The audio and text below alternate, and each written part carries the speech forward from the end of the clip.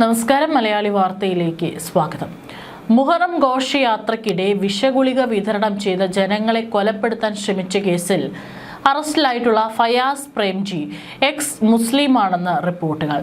ഫയാസ് നിസാർ ഹുസൈൻ പ്രേംജി എന്ന പൂർണ്ണ പേരിലുള്ള ഇയാൾ സ്വയം പരിചയപ്പെടുത്തുന്നത് ഇസ്ലാം മതം വിട്ട യുക്തിവാദി എന്നാണ്.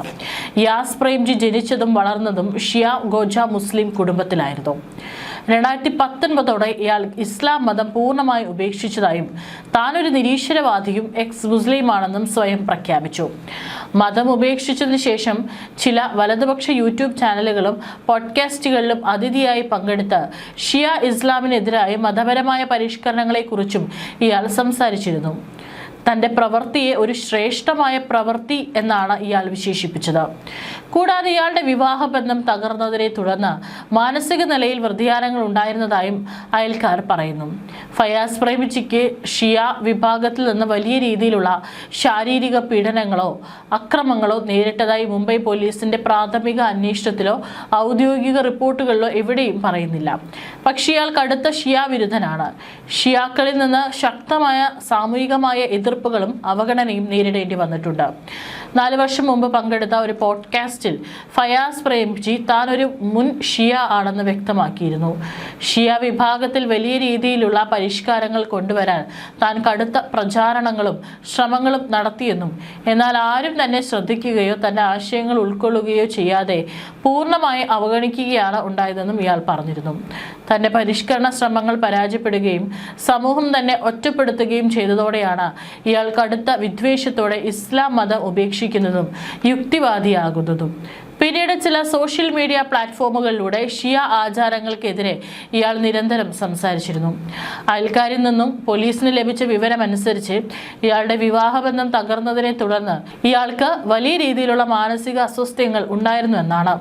തന്റെ ജീവിതത്തിലുണ്ടായ തകർച്ചകൾക്ക് കാരണം ഈ മതവിഭാഗമാണെന്ന ചിന്തയും കടുത്ത പ്രതികാര ബുദ്ധിയും ഇയാളിൽ വളർന്നു വരാൻ ഇതും കാരണമായിട്ടുണ്ട്.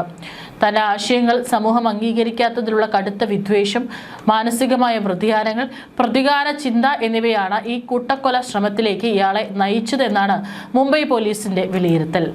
39-കാരനായ പ്രേംജിക്ക് ബിസിനസ്സും ഷെയർ മാർക്കറ്റ് ട്രേഡിംഗുമായിരുന്നു ജോലി.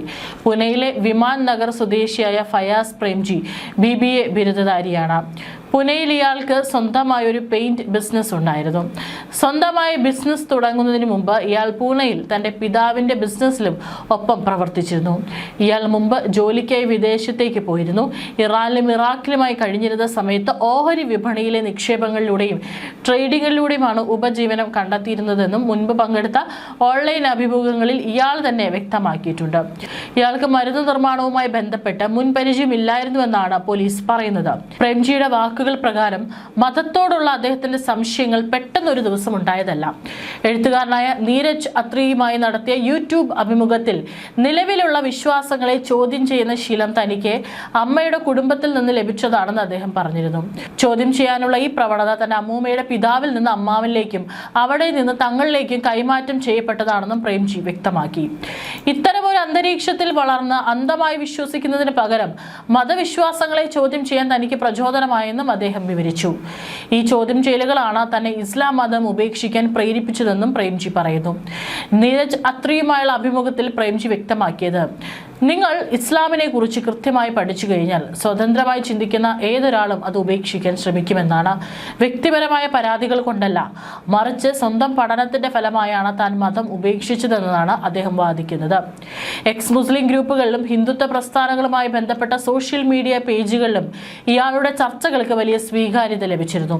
അതേസമയം ഇസ്ലാമിനെ കുറിച്ച് പൊതുവായ പ്രസ്താവനകൾ നടത്തുന്നുവെന്നും മതത്തെ രാഷ്ട്രീയ കോണിലൂടെ മാത്രമാണ് കാണുന്നതെന്നും ആരോപിച്ച് നിരവധി മുസ്ലിം സംഘടനകൾ ഇയാൾക്കെതിരെ രംഗത്ത് വന്നിരുന്നു.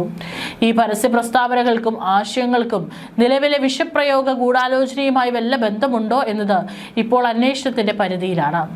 ഇതുവരെ മുംബൈ പോലീസ് പ്രേംജിയുടെ ആശയപരമായ നിലപാടുകളും ഈ ആസൂത്രിത കൊലപാതക ശ്രമവും തമ്മിൽ നേരിട്ടുള്ള ബന്ധമൊന്നും ഔദ്യോഗികമായി സ്ഥിരീകരിച്ചിട്ടില്ല. ഇയാളുടെ യഥാർത്ഥ ലക്ഷ്യത്തെക്കുറിച്ചുള്ള അന്വേഷണം ഊർജിതമായി തുടരുകയാണ്. മുംബൈ ബൈക്കുളയിലെ റോഡ് റഹ്മത്താബാദ് ശ്മശാനത്തിന് സമീപം നടന്ന മുഹറം ഘോഷയാത്രയ്ക്കിടെയാണ് പുനെ സ്വദേശിയായ ഫയാസ് പ്രേംജി പിടിക്കപ്പെടുന്നത്. എലിവിഷമായി ഉപയോഗിക്കുന്ന അതീവ മാരകമായ സിങ്ക് ഫോസ്ഫൈഡ് പൊടി നിറച്ച ഗുളികകൾ വേദന സംഹാരികളും പ്രതിരോധശേഷി വർദ്ധിപ്പിക്കുന്ന മരുന്നുകളുമാണെന്ന് വ്യാജേന ഇയാൾ ജനങ്ങൾക്ക് വിതരണം ചെയ്തു. സംശയാസ്പദമായ രീതിയിൽ ഗുളിക വിതരണം ചെയ്യുന്നത് ശ്രദ്ധയിൽപ്പെട്ട 3 വനിതാ വളണ്ടിയർമാർ ഗുളിക പൊട്ടിച്ചു നോക്കുകയും ഉള്ളിൽ അസ്വാഭാവികമായ പൊടി കണ്ടെത്തുകയും ചെയ്തു. അവർ ഉടൻ തന്നെ ഉച്ചാഭാഷണിയിലൂടെ ജനങ്ങൾക്ക് മുന്നറിയിപ്പ് നൽകുകയും പോലീസിനെ വിവരം അറിയിക്കുകയുമായിരുന്നു. ഇയാളിൽ നിന്ന് 14,900 വിഷഗുളികകളും ഹോട്ടൽ മുറിയിൽ നിന്ന് 50 കിലോഗ്രാം സിങ്ക് ഫോസ്ഫൈഡ് പൊടിയും പോലീസ് കണ്ടെടുത്തു. 30,000 ഗുളികകൾ നിർമ്മിക്കാനായിരുന്നു ഇയാളുടെ പദ്ധതി.